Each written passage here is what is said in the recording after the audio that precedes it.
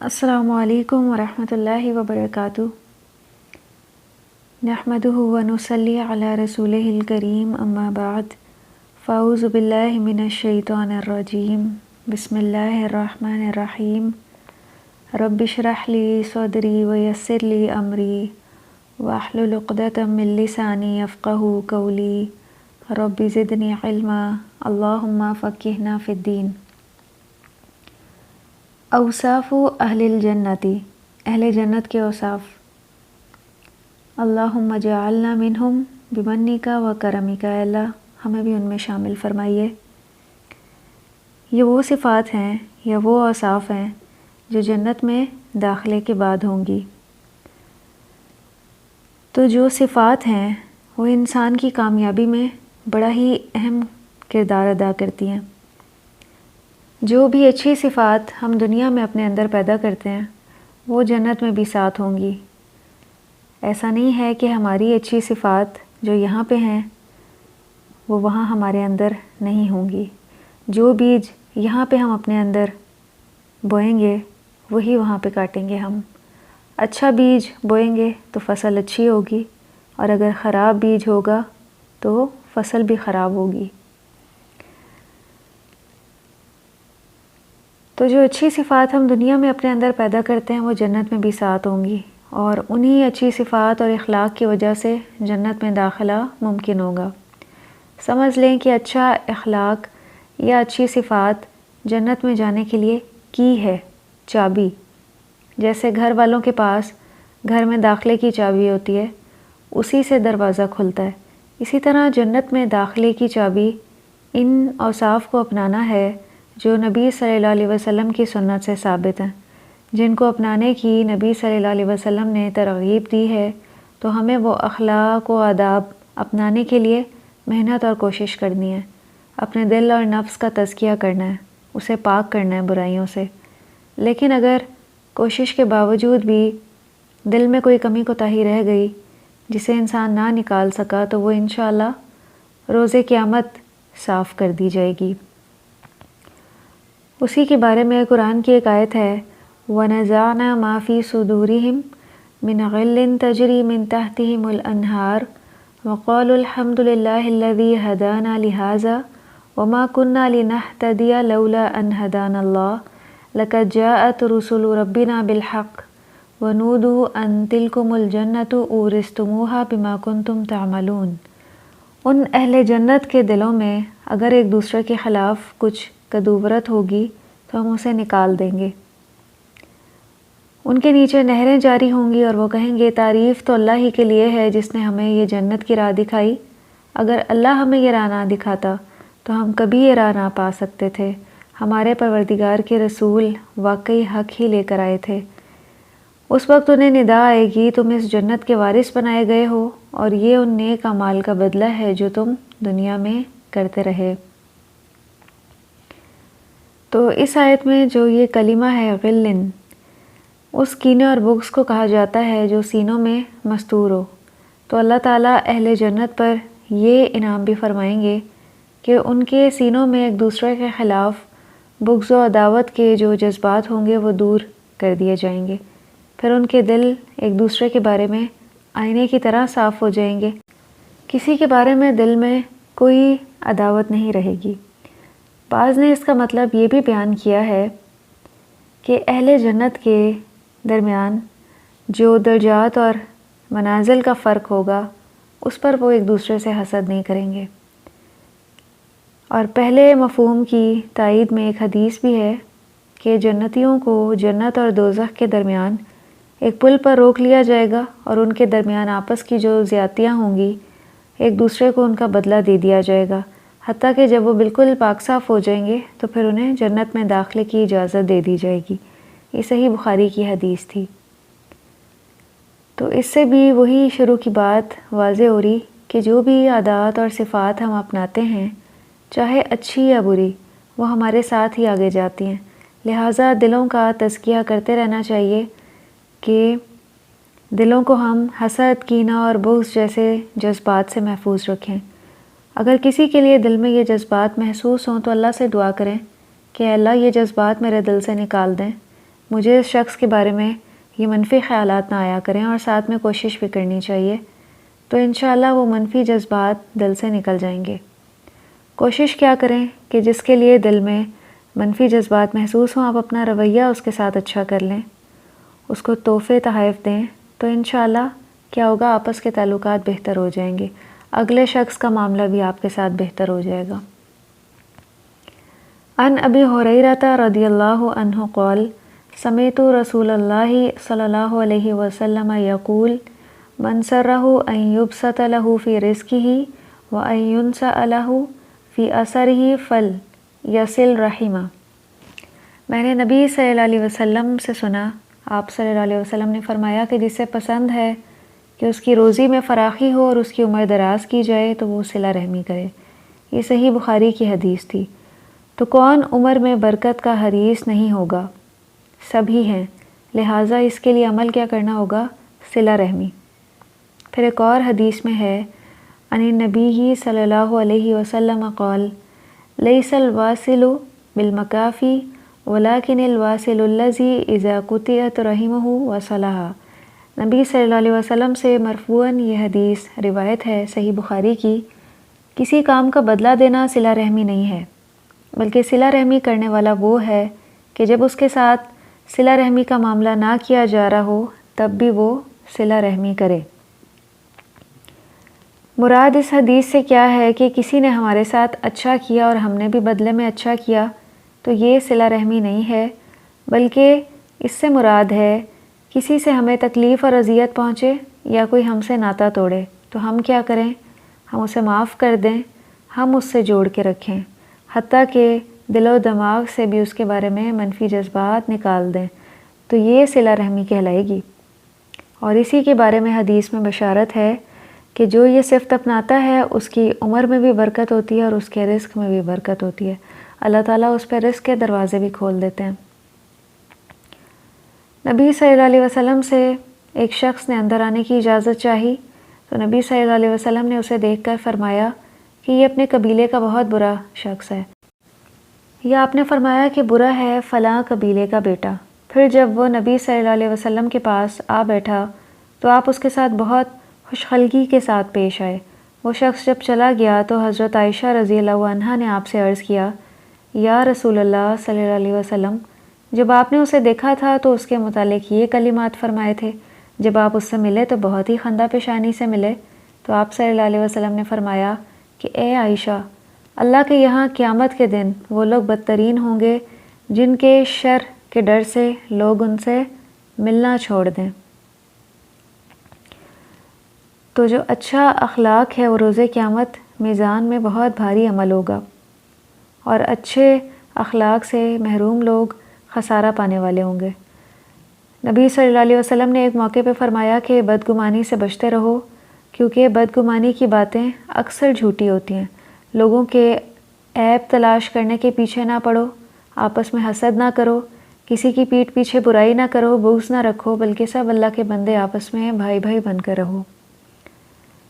تو اس حدیث میں جتنی صفات بھی بتائی جا رہی ہیں بری صفات، ان پر قادر پانا ایک انسان کے لیے ممکن ہے۔ جس برائی سے بچنے کا حکم مل رہا ہو تو اس کا مطلب یہ ہوتا ہے کہ وہ انسان کے بس اور اختیار میں ہے۔ تو یہاں پہ بدگمانی کی بات ہے، دلوں میں بدگمانی کے خیالات آتے ہیں، حسد بھی دل میں ہی پیدا ہوتا ہے، اور غیبت، لوگوں کے عیب تلاش کرنا، بغض رکھنا، بغض کا تعلق بھی دل سے ہوتا ہے۔ تو ہم بسا اوقات کہتے ہیں کہ ہمارا تو اس پہ اختیار ہی نہیں ہوتا کہ ہم حسد سے بچیں، دل میں اگر حسد کے جذبات آ رہے ہیں تو ہم کیسے بچیں؟ بسا اوقات ہمارے لیے تو بچنا ممکن ہی نہیں ہوتا۔ تو اس حدیث سے یہی پتہ چل رہا ہے کہ اگر ان برائیوں سے رکنے کا حکم ہے تو یہ انسان کے اختیار میں دی گئی ہیں کہ اگر وہ ان سے بچنا چاہے تو بچ سکتا ہے۔ لیکن کیسے بچ سکتا ہے؟ وہ اس کے لیے پھر تدبیر کرے، اللہ سے دعا کرے اور کوشش کرے۔ دعا اور کوشش سے تمام معاملات آسان بھی ہو جاتے ہیں اور حل بھی ہو جاتے ہیں۔ نبی صلی اللہ علیہ وسلم نے فرمایا کسی شخص کے لیے جائز نہیں کہ وہ اپنے کسی بھائی سے 3 دن سے زیادہ کے لیے ملاقات چھوڑے، اس طرح کہ جب دونوں کا سامنا ہو جائے تو یہ بھی منہ پھیر لے وہ بھی منہ پھیر لے، اور ان دونوں میں بہتر وہ ہے جو سلام میں پہل کرے۔ تو 3 دن سے زائد ترک کلام جائز نہیں ہے۔ یہ بھی صحیح بخاری کی حدیث تھی۔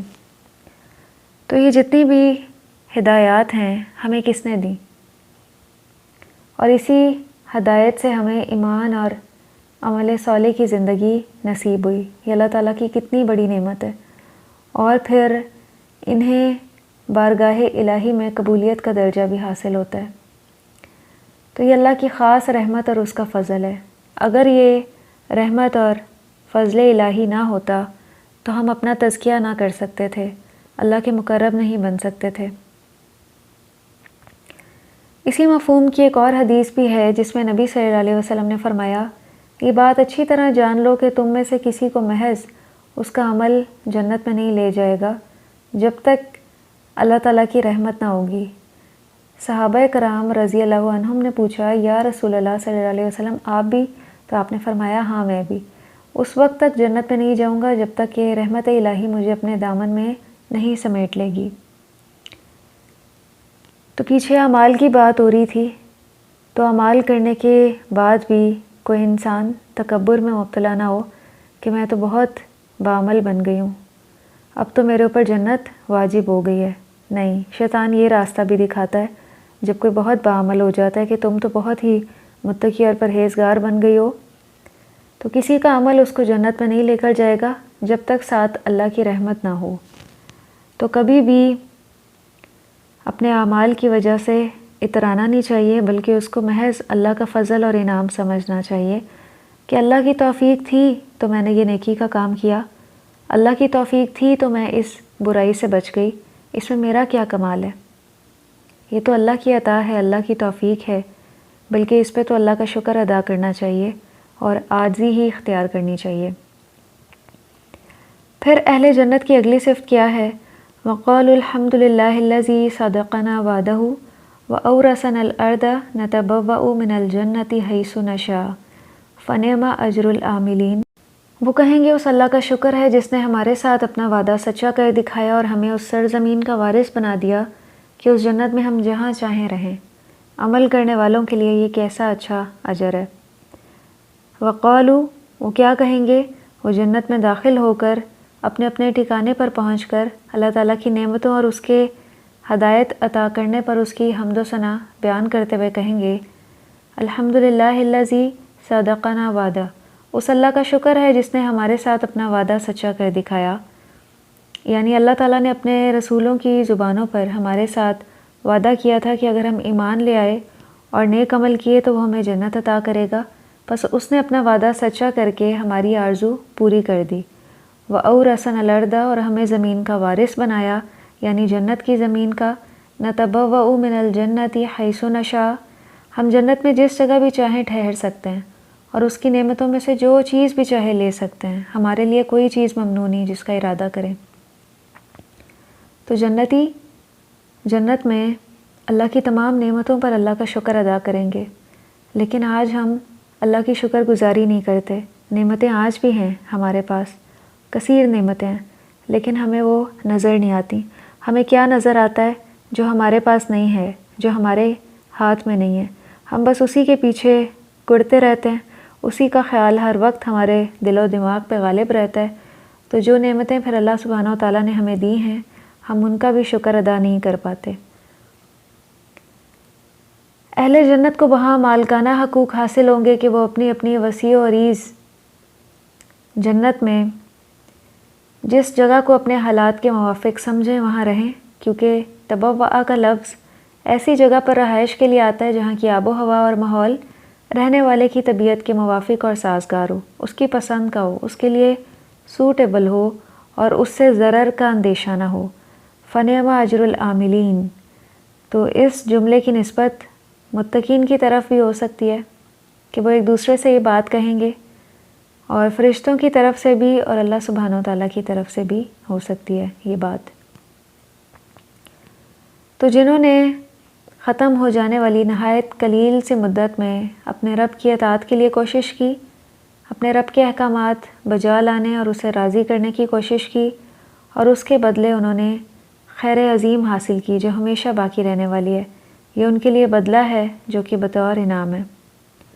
تو یہ ہے وہ گھر جو حقیقی تعریف کا مستحق ہے، جس کے ذریعے سے اللہ تعالیٰ اپنے خاص بندوں کو سرفراز فرمائے گا۔ اللہ نے ان کے لیے جنت کے گھر کی مہمانی کو پسند فرمایا ہے۔ اللہ نے اس گھر کو نہایت بلند اور خوبصورت بنایا ہے۔ اس میں اپنے ہاتھوں سے انواع و اقسام کے درخت اور پودے لگائے ہیں۔ اسے اپنی رحمت اور تکریم سے لبریز کیا ہے، جس کے ادنا حصے سے بھی غم زدہ کو فرحت حاصل ہوگی۔ ایک وہ گھر ہیں جو ہم نے اپنے ہاتھوں سے بنائے ہیں، اور ایک وہ گھر ہیں جو اللہ سبحانہ و تعالیٰ نے بنایا ہے۔ اللہ کے بنائے ہوئے گھر ہر عیب اور کمی کوتاہی سے خالی ہوں گے۔ پھر اگلی صفت کیا ہوگی اہل جنت کی؟ دعواہم فیہا سبحانک اللہم وتحیتہم فیہا سلام وآخر دعواہم ان الحمد للہ رب العالمین۔ وہاں ان کی پکار یہ ہوگی کہ اے اللہ تو پاک ہے، اور ان کی آپس میں دعا ہوگی تم پر سلامتی ہو، اور ان کا خاتمہ کلام یہ ہوگا کہ سب طرح کی تعریف اس اللہ کے لیے ہے جو سب جہانوں کا پروردگار ہے۔ جنت میں اہل جنت کو جب کسی چیز کی خواہش یا طلب ہوگی تو وہ براہ راست اس خواہش کا مطالبہ نہیں کریں گے، بلکہ اس کی بجائے سبحانک اللہم یا سبحان اللہ کہیں گے، تو فرشتے ان کی خواہش کے مطابق وہ چیز حاضر کر دیں گے۔ دنیا میں بھی ایسا ہوتا ہے کہ مہذب معاشرے میں یہ دستور چلتا ہے کہ جب کوئی مہمان کسی چیز کو پسند کر کے صرف اس چیز کی تعریف کر دے تو میزبان کوشش کرتا ہے کہ وہ چیز اس مہمان کو ہدیہ کر دے۔ یہی معاملہ جنت میں ہوگا کہ خیال آنے پر ہی وہ چیز ظاہر کر دی جائے گی، کہنا بھی نہیں پڑے گا زبان سے۔ جیسے اس دنیا میں بھی انہیں ایک دوسرے کو سلام کرنے کی عادت تھی، اور ملاقات کے وقت سلام کا یہ طریقہ اللہ کے ہاں اتنا پسندیدہ ہے کہ فرشتے بھی اہل جنت کو سلام کہیں گے، بلکہ اللہ تعالیٰ خود بھی انہیں سلام کہا کریں گے۔ جیسے سورہ یاسین کی ایک آیت ہے، سلام قول من رب رحیم۔ تو اہل جنت کی خواہش کی اشیاء انہیں مہیا کر دی جائیں گی، وہ ان سے استفادہ کریں گے اور آپس میں سلام و دعا بھی کیا کریں گے، اور ان کا آخری طرز عمل یا اختتام یہ ہوگا کہ وہ اللہ کی تسبیح اور تقدیس میں مشغول ہو جائیں گے۔ یعنی اگر وہ کسی محفل میں بیٹھے بھی ہوں گے تو اس محفل کا اختتام کیسے ہوگا؟ اللہ کی حمد اور تسبیح کے ساتھ۔ جیسے ایک حدیث سے ہمیں پتہ چلتا ہے کہ کسی محفل کا جب اختتام کیا جائے تو وہ بھی دعا سے کرنا چاہیے، جس میں اللہ کی حمد ہو، اور اس کے لیے ایک دعا سکھائی بھی گئی ہے۔ جنتیوں کی اگلی پکار کیا ہوگی؟ وَسِيقَ الَّذِينَ اتَّقَوْا رَبَّهُمْ إِلَى الْجَنَّةِ زُمَرًا حَتَّى إِذَا جَاءُوهَا وَفُتِحَتْ أَبْوَابُهَا وَقَالَ لَهُمْ خَزَنَتُهَا سَلَامٌ عَلَيْكُمْ طِبْتُمْ فَادْخُلُوهَا خَالِدِينَ۔ اور جو لوگ اپنے پروردگار سے ڈرتے رہے انہیں گروہ در گروہ جنت کی طرف چلایا جائے گا، یہاں تک کہ جب وہ اس کے پاس پہنچ جائیں گے اور اس کے دروازے کھول دیے جائیں گے تو اس کے داروغے انہیں کہیں گے تم پر سلامتی ہو، خوش ہو جاؤ اور ہمیشہ کے لیے جنت میں داخل ہو جاؤ۔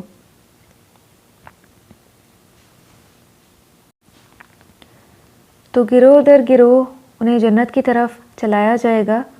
اس سے یہ پتہ چل رہا ہے کہ جنت کے درجات ہیں، اسی کے مطابق گروہوں کی شکل میں اہل جنت جنت میں داخل ہوں گے اور اپنے مرتبے تک پہنچ جائیں گے۔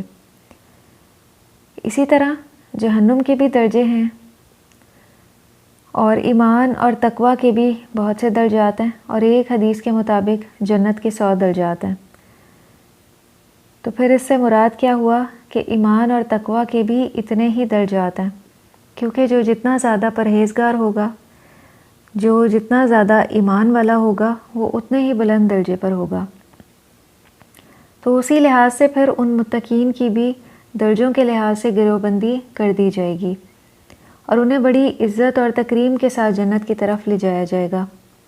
جب یہ گروہ جنت کے پاس پہنچیں گے تو ان کے پہنچنے سے پہلے ہی جنت کے دروازے کھول دیے جائیں گے اور جنت کے محافظ فرشتے ان کے استقبال کو آگے بڑھ کر ان پر سلام پیش کریں گے، انہیں داخلے کی بشارت اور مبارکباد دیں گے اور اعلان عام ہوگا کہ اب ہمیشہ ہمیشہ کے لیے داخل ہو جاؤ۔ والذین صبروا ابتغاء وجہ ربہم واقاموا الصلاة وانفقوا مما رزقناہم سرا وعلانیۃ ویدرؤون بالحسنۃ السیئۃ اولئک لہم عقبی الدار۔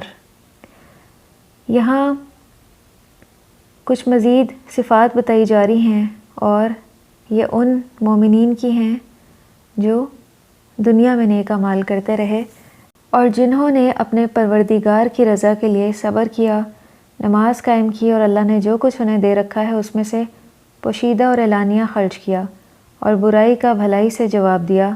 یہی لوگ ہیں جن کے لیے آخرت کا گھر ہے۔ ان صفات کے حاملین کے لیے جنت کا گھر ہے، یعنی راہ حق میں پیش آنے والی مشکلات کو ثابت قدمی کے ساتھ برداشت کیا اور اللہ تعالیٰ کے احکام و حدود میں اللہ کی رضا کی خاطر اپنے نفس کی خواہشات پر کنٹرول کیا۔ اس لحاظ سے ایک مومن کی ساری زندگی ہی دراصل صبر کی زندگی ہوتی ہے۔ اور یہاں پہ اللہ کے راستے میں خرچ کرنے کی ترغیب بھی دی جا رہی ہے، تو ہر مسلمان کے لیے ضروری ہے، خواہ وہ امیر ہو یا غریب، خوشحال ہو یا تنگ دست، ہر ایک کو اپنی اپنی حیثیت کے مطابق اللہ کی راہ میں خرچ کرنا چاہیے، اور ہر ایک کا خرچ کیا ہوا اللہ کے ہاں بڑا درجہ اور مقام رکھتا ہے۔ جیسا ایک غزوہ کے موقع پہ ایک صحابی پوری رات کی محنت کے بعد محض مٹھی بھر کھجوریں لائے تھے، تو آپ نے وہ بقیہ سامان میں سب سے اوپر رکھیں، یعنی اصل چیز پھر کیا ہے؟ بندے کا اخلاص ہے۔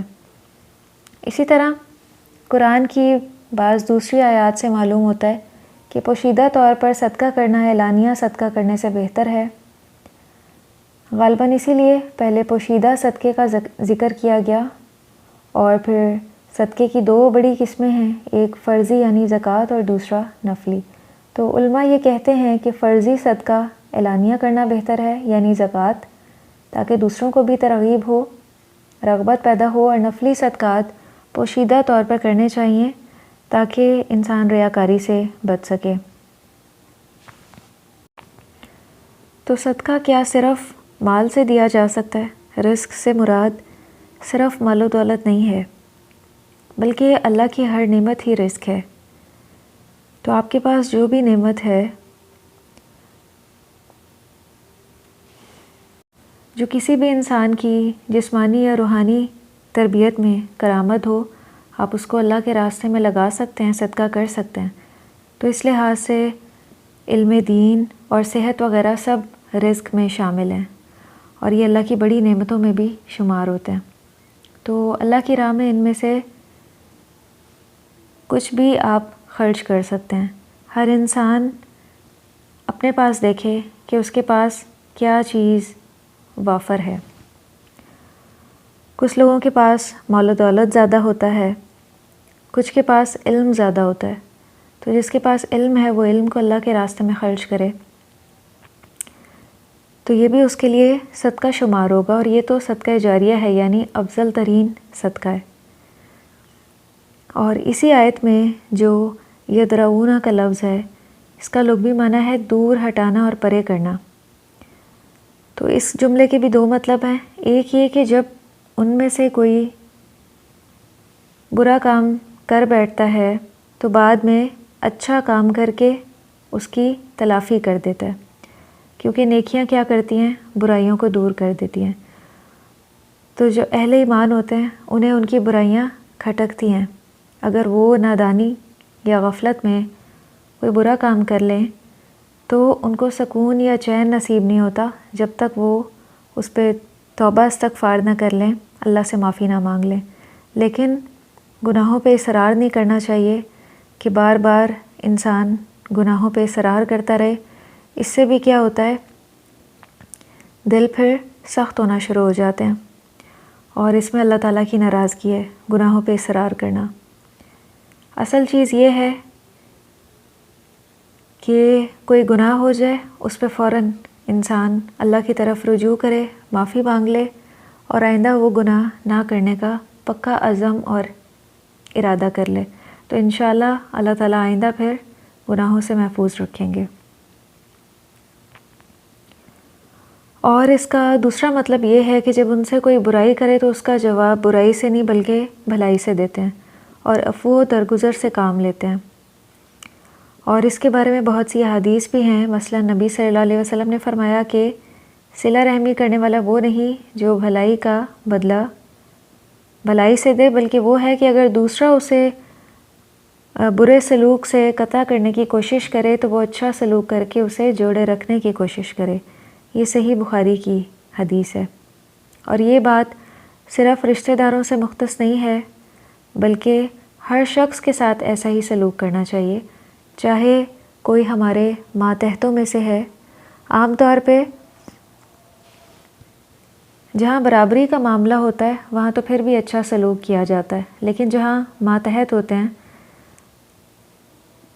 ہماری ہیلپرز جو ہمارے گھروں میں ہمارے کاموں میں مدد کرتی ہیں، کام کرتی ہیں، یا ہماری اولاد، ان پہ ہمارا بس زیادہ چلتا ہے، تو وہاں ہمیں اپنا طرز عمل دیکھنا چاہیے کہ ہم کیا رویہ اپناتے ہیں۔ ایسے خوبصورت اخلاق اور عادات رکھنے والے مومنین کا فرشتے آگے بڑھ کے استقبال کریں گے۔ جنات عدن يدخلونها ومن صلح من آبائهم وازواجهم وذرياتهم والملائکۃ يدخلون علیہم من کل باب۔ وہ گھر جو ہمیشہ قائم رہنے والے باغ ہیں جن میں وہ داخل ہوں گے، اور ان کے ساتھ ان کے آباء و اجداد، ان کی بیویاں اور اولاد میں سے بھی جو نیک ہوں گے وہ بھی داخل ہوں گے، اور فرشتے جنت کے ہر دروازے سے ان کے استقبال کو آئیں گے۔ تو ایسے لوگوں کے آباء، ان کی بیویاں اور ان کی اولاد میں سے جو لوگ نیک ہوں گے، اگرچہ ان کے اعمال اس درجے پر نہ پہنچے ہوں گے، پھر بھی اللہ تعالیٰ انہیں ان کے ساتھ ملا کر جنت میں اکٹھا کر دے گا، یعنی نیچے کے درجے والوں کو اوپر کے درجے والوں سے ملا دیں گے۔ اگر والدین اوپر ہیں، اولاد نیچے ہے، تو اللہ تعالیٰ اولاد کو بلند مقام پہ پہنچا دیں گے۔ اور فرشتے ہر دروازے سے ان پہ داخل ہوں گے اور انہیں سلامتی کی دعائیں دیا کریں گے، یعنی فرشتے جب بھی داخل ہوں گے تو سلامتی کی دعائیں دیں گے۔ کیا دعا دیں گے؟ سلام علیکم بما صبرتم فنعم عقبی الدار۔ کہیں گے تم پر سلامتی ہو، کس وجہ سے؟ کیونکہ تم دنیا میں مصائب پر صبر کرتے رہے، سو یہ آخرت کا گھر کیا ہی اچھا ہے۔ تو یہ بشارت تو صرف انہی لوگوں کے لیے ہوگی، یا یہ دعا جنہوں نے دنیا میں صبر کیا۔ تو لہٰذا اب تم ہر مصیبت، رنج و غم اور پریشانی سے محفوظ ہو گئے، اور اللہ کی مخلوق میں سے کچھ اور لوگوں کو بھی فرشتے سلام پیش کریں گے۔ یہ کون لوگ ہوں گے؟ اس کے بارے میں ایک حدیث ہے۔ نبی صلی اللہ علیہ وسلم نے فرمایا، کیا تم جانتے ہو کہ اللہ کی مخلوق میں سے جنت میں سب سے پہلے کون لوگ جائیں گے؟ لوگوں نے کہا، اللہ اور اس کا رسول بہتر جانتے ہیں۔ فرمایا، اللہ کی مخلوق میں سے جنت میں سب سے پہلے فقراء اور مہاجرین داخل ہوں گے، جن کے ذریعے سے سرحدیں محفوظ کی جاتی تھیں۔ عام فقراء اور مساکین بھی ہو سکتے ہیں، اور وہ بھی کہ جن کے ذریعے سرحدیں محفوظ کی جاتی تھیں، فقراء اور مہاجرین، اور ناپسندیدہ حالات سے بچا جاتا تھا۔ اور یہ وہ لوگ تھے کہ ان میں سے جب کوئی فوت ہوتا تو اس کی دلی خواہش اس کے سینے میں ہی باقی ہوتی تھی، وہ اسے پورا نہیں کر سکتا تھا۔ تو اللہ تعالیٰ اپنے فرشتوں میں سے جنہیں چاہے گا حکم دے گا، ان کے پاس جاؤ اور انہیں سلام کرو۔ تو فرشتے کہیں گے، ہم تیرے آسمان کے رہنے والے اور تیری مخلوق میں سے تیرے چنے ہوئے ہیں، کیا تو ہمیں حکم دیتا ہے کہ ہم ان کے پاس جائیں اور انہیں سلام پیش کریں؟ اللہ تعالیٰ فرمائے گا، یہ میرے بندے تھے، میری بندگی کرتے تھے، میرے ساتھ کسی چیز کو شریک نہیں کرتے تھے، ان کے ساتھ سرحدیں محفوظ رکھی جاتی تھیں، ان کے ذریعے سے ناپسندیدہ حالات سے بچا جاتا تھا، اور ان میں سے جب کوئی فوت ہوتا تو اس حال میں کہ اس کی دلی خواہش اس کے سینے میں ہی ہوتی تھی، وہ اسے پورا نہیں کر سکتا تھا۔ تو آپ صلی اللہ علیہ وسلم نے فرمایا، چنانچہ فرشتے اس وقت ان کے پاس آئیں گے اور ہر دروازے سے ان کے پاس داخل ہوں گے اور کہیں گے، سلام ہو تم پر اس کے بدلے جو تم نے صبر کیا، سو اچھا ہے اس گھر کا انجام۔ تو اس سے معلوم ہوا کہ ایمان قبول کرنے کے بعد ہر حکم بجا لانے پر ہمیشگی، ہر برائی سے اجتناب، اللہ کی ہر تقدیر پر قناعت کرتے ہوئے ہر مصیبت اور راحت میں اللہ پر خوش رہنا، غرض دین کی ہر بات پر استقامت کی بنیاد کیا ہے؟ صبر ہی ہے۔ تو پھر اس کی جزا کا بھی کوئی حساب نہیں ہے۔ انما یوفی الصابرون اجرہم بغیر حساب، صرف صبر کرنے والوں کو ہی ان کا اجر بغیر حساب کے دیا جائے گا۔ تو عمل سے بات شروع ہوئی تھی اور صبر پہ ختم ہو گئی، تو ہمیں بھی اپنے اندر یہ صفت پیدا کرنی ہے۔ یہ خیر کثیر ہے۔ حالات کی تبدیلی صبر کا ہی تقاضا کرتی ہے۔ اگر ہم مشکل حالات سے گزر رہے ہیں تو اس مشکل اور پریشانی سے ہم کیسے نکل سکتے ہیں؟ صبر کے ذریعے نکل سکتے ہیں، اور صبر کرنے والوں کے جنت میں بھی بہت بلند درجات ہوں گے، اور دنیا میں بھی ان کے لیے انعامات ہیں۔ کیا انعام ہے دنیا میں کہ جب ایک دن حالات تبدیل ہو جاتے ہیں، وہ آزمائش ختم ہو جاتی ہے، تو وہی اس صبر کا پھل اور ریوارڈ ہوتا ہے۔ تو اللہ تعالیٰ ہمیں بھی ایسا بنائیں، ہمیں بھی توفیق دیں ایسے اعمال کرنے کی جو ہمیں اللہ کی رضامندی تک پہنچا دیں۔ وآخر دعوانا ان الحمد للہ رب العالمین۔ سبحانک اللہم و بحمدک نشہد ان لا الہ الا انت نستغفرک ونتوب الیک۔ والسلام علیکم ورحمۃ اللہ وبرکاتہ۔